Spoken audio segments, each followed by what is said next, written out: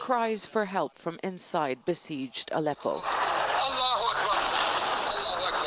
Abdul Qadir Mandu is a lawyer. There is little he can do from his office in the Turkish city of Gaziantep except document the suffering of civilians trapped in a war zone.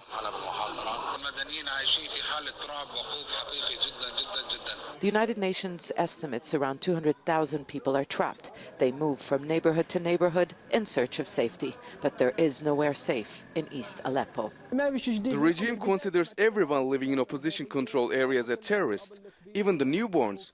You can hear the jets. They will either kill us here, or if we go to them, they will force us to fight with them and kill innocent people.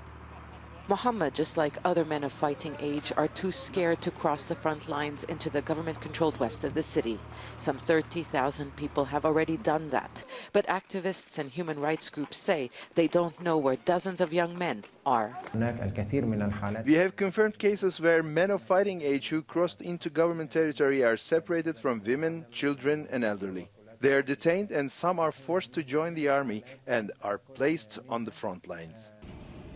Government troops and their allies are closing in, and repeated calls by the United Nations for safe routes are falling on deaf ears.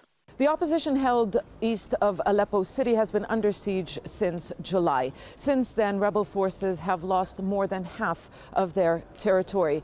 And the offensive by government forces and their allies is continuing. The situation for the civilians trapped inside is only worsening. The Syrian government and its Russian backers insist there are safe corridors, but opposition activists say there is nowhere safe to go.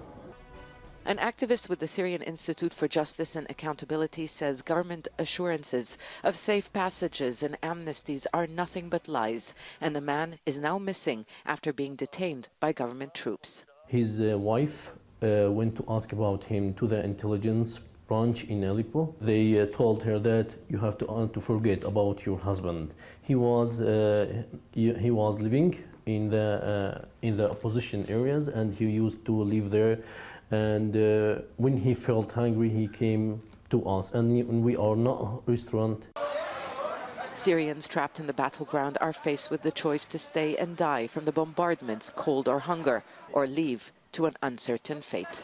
ZEINA KHODR, Al Jazeera, Gaziantep.